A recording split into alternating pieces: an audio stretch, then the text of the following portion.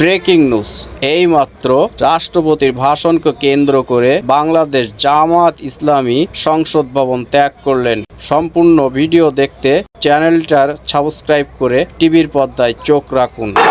Print এবং electronic মিডিয়ার সম্মানিত সাংবাদিকবৃন্দ, আপনাদের সবাইকে জানাই আন্তরিক অভিনন্দন ও শুভেচ্ছা।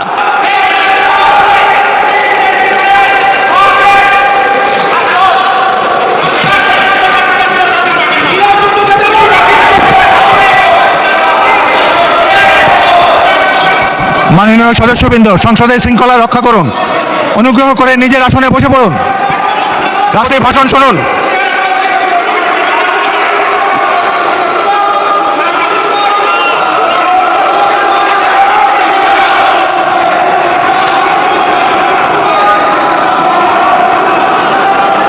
বিসমিল্লাহির রহমানির রহিম।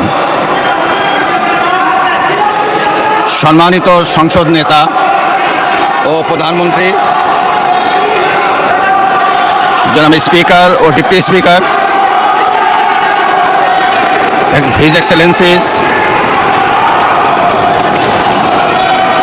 সম্মানিত সংসদ সদস্যবৃন্দ,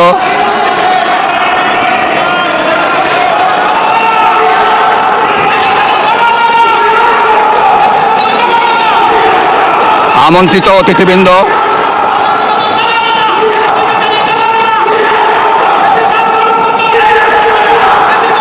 প্রিন্ট এবং ইলেকট্রনিক মিডিয়ার সম্মানিত সাংবাদিকবৃন্দ,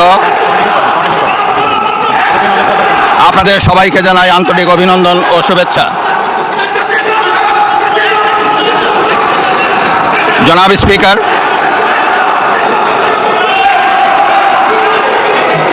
ত্রয়োদশ জাতীয় সংসদের এই উদ্বোধনী অধিবেশনে বাংলাদেশের ইতিহাসের এক ঐতিহাসিক মুহূর্ত।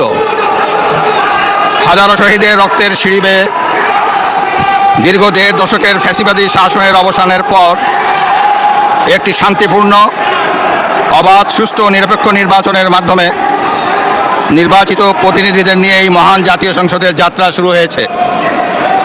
ত্রয়োদশ জাতীয় সংসদ নির্বাচনে অংশগ্রহণকারী সকল রাজনৈতিক দল, আইন শৃঙ্খলা রক্ষাকারী বাহিনী সহ প্রজাতন্ত্রের কর্মচারীদের নিরলস পরিশ্রম এবং নির্বাচনে অংশগ্রহণকারী সকল রাজনৈতিক দল ও ব্যক্তি, আন্তরিক উদ্যোগ এবং সাধারণ জনগণের স্বতঃস্ফূর্ত অংশগ্রহণ গণতন্ত্রের ইতিহাসে একটি উজ্জ্বল দৃষ্টান্ত হয়ে থাকবে। বিএনপির চেয়ারম্যান জনাব তারেক রহমানের নেতৃত্বে বর্তমান জাতীয় সংসদে বিএনপি ও সমমনা দলগুলোর ২/৩ বেশি আসনে বিপুল ভোটে জয়লাভ করেছে। জাতীয় সংসদে একটি শক্তিশালী বিরোধী দলের পাশাপাশি কয়েকজন স্বতন্ত্র সদস্যও রয়েছেন। আমি এই সংসদে আপনার মাধ্যমে প্রধানমন্ত্রী তারেক রহমান এবং তার নেতৃত্বে গঠিত নতুন সরকারকে আন্তরিক অভিনন্দন জানাচ্ছি। জাতীয় সংসদের সকল সদস্যের প্রতিও রইল আমার প্রাণ ঢালা শুভেচ্ছা ও অভিনন্দন।